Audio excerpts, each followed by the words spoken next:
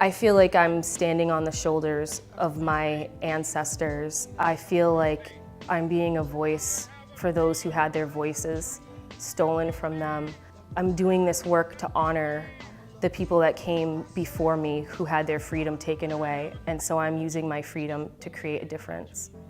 Through stand-up, I have made incredible friends that will be my friends forever. I have met some of the most amazing people that I will ever meet, and I probably would not have talked to them if not for this group. Stand-up to me is a family. Nadahe and Rachel, I feel like they're like our little mentors and they take care of us. I think that the things that we learn in stand-up and the opportunities we have through stand-up need to be part of our school's curriculum.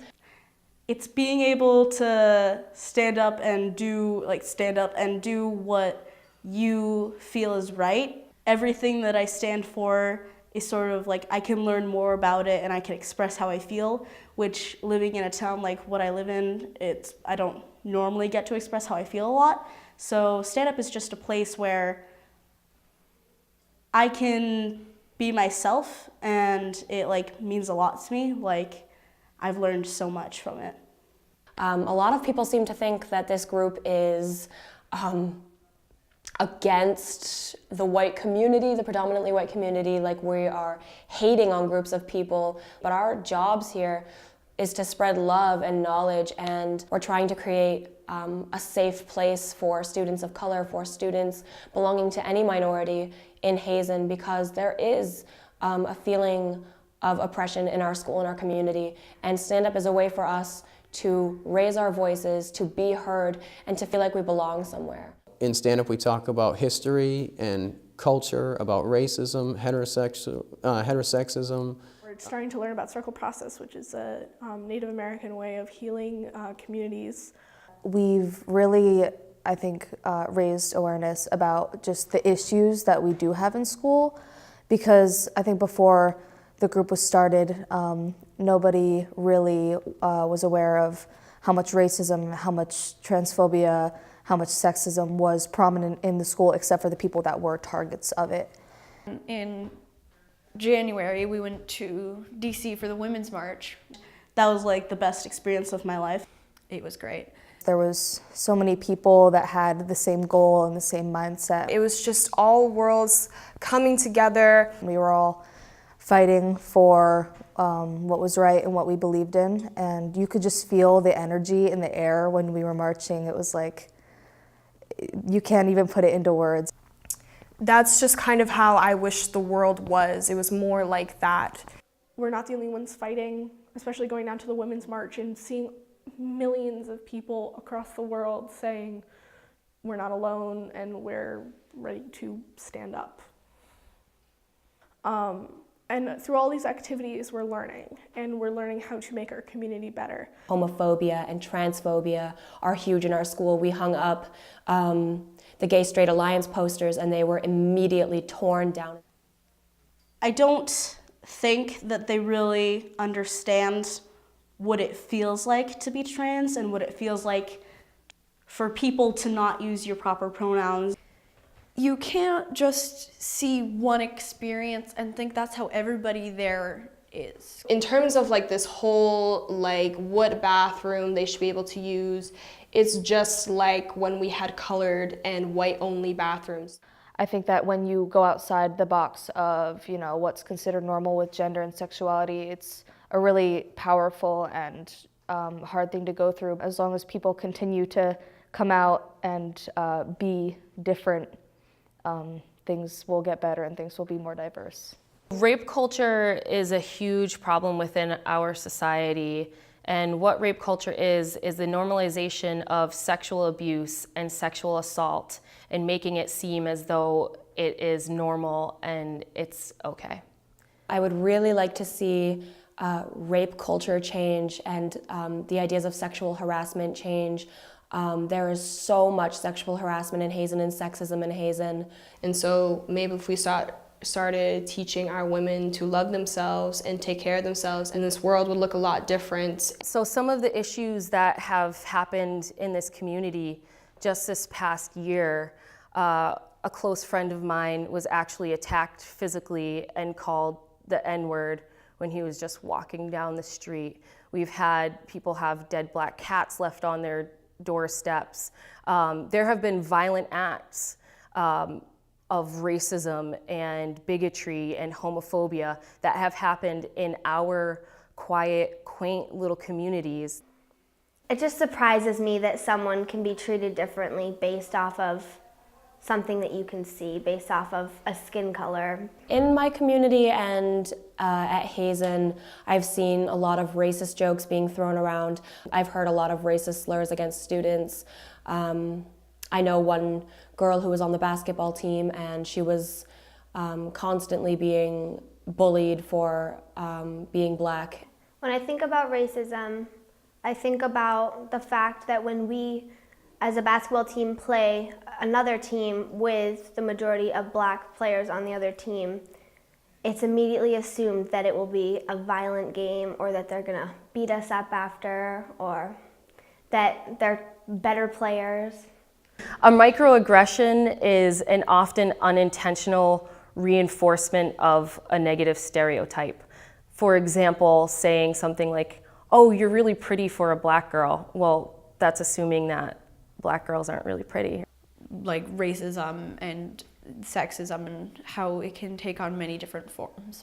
But it can also be very like subtle, but it's still like it can still hurt.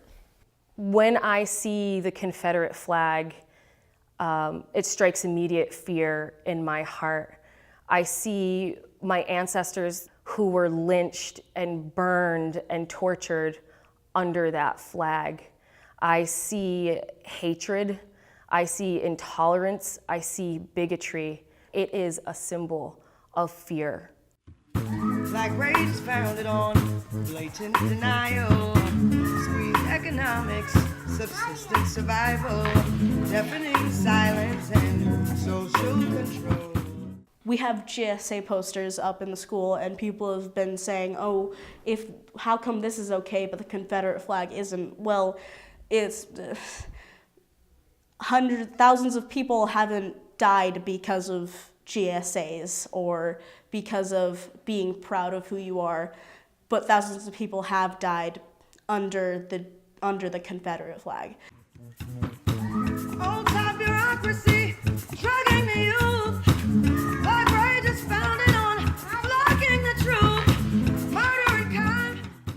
The problem isn't being cisgendered or straight or white or born in a male body. The problem is the system, the problem is capitalism, the problem is the people who are in charge who want us all to run around and divide and hate one another and hate on one another for their own benefit. Well, I first want people to understand and accept us as human beings and as people who are a part of this community. When I think of identity, I think of the lack of identity in a community like the one that I live in. I think of the fact that everybody wants to be the same, everybody is afraid to not be the same. If you don't have the pair of boots that go to your knee, like the tan color, you know exactly what I'm talking about, you don't fit in. I think people here have a really big fear of standing out. In Boston, I think that when I lived there, it taught me to be proud of my heritage and where I come from and what I am. And here, I feel like I've had to reassess what it means to be a person of color, what it means to be proud of that. I don't know much about my roots when I would really like to know so much more. Growing up in a community with not many people that look like me, it's really hard to not know exactly where you come from, to not know your native language, to not know your native dishes and cuisine. I remember as a kid I spent a lot of time researching and trying to reach out to the adults in my community, and they couldn't tell me. They couldn't tell me the answers. So important for us to come together and be strong together. I want these kids to look at themselves in the mirror and say that this is beautiful, this is bold, and this is brilliant. My hair, I love my hair, and it's a part of what makes me beautiful. It's my roots, it's all of my mothers before me. Start celebrating yourself and stop analyzing yourself and stop picking yourself apart, because who I am inside is what makes you beautiful, and that's what makes me beautiful. I think people bully mostly from prejudice. They're used to this way of thinking, and anything outside of that is scary and different, and you can't have that. They've said things to us. They call us names, and they don't really like us that much. I don't blame kids in our community for the culture being a little different and moving backwards. No, we have responsibility as the adults in your community to help you be and help you get ready to be adults in this world. And when the adult or the person in charge does not take a major approach to what's happening, or steps in and says there's no tolerance for this here, if they don't do that, it kind of shows the kids that that is what they're allowed to do. Well, the kids that bully, I think the immediate action should be taken, and I think that they should be forced to talk to the person that they have been bullying. I think that they should have to listen to what that person has to say. I've just learned that there are people like me and that I'm not alone. When everyone bands together, it's kind of like all the bystanders standing up. It makes the bully feel small, and it kind of shows everyone that we mean business. Making another person feel small will never make you a bigger person. It only makes you look small yourself. I used to be a lot less capable of speaking my opinions or backing up why I feel certain ways. I've also noticed within our group, people who were more timid and shy previously have grown so much since just the beginning of this year, and we're only in March. And it's really, pretty much a different person now. I'm a lot more expressive of what I want and who I am. One of the things I've learned from stand-up is how to actually stand up for myself. For stand-up in the future, I hope that more kids join. I hope that more kids find a voice within them where they feel comfortable enough to talk about these things. Well, I think our goal for stand-up is that in Hazen we can make a big change. We can see that kids who have been known to be racist or sexist or homophobic can learn to be accepting and loving. And I hope that the community in general will become more loving, and that we can all kind of just be one.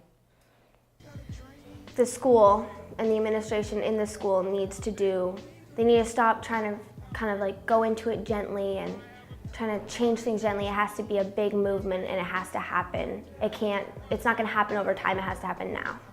I hope that there will be more awareness of the issues that some people are facing. I hope that people in the community will listen to those who are trying to cry out.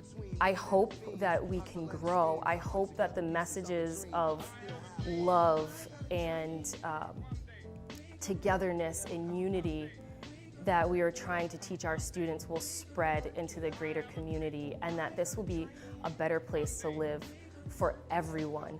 And we are saying things need to change, things aren't right, and we're not going to stop until we see those things happen. Quote by Assata Shakur, "It is our duty to fight for our freedom.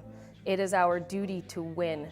We must love each other and support each other. We have nothing to lose but our chains." Right thing in between lean and the fiends, hustle and the schemes. I put together pieces of a dream. I still have one. I got a dream.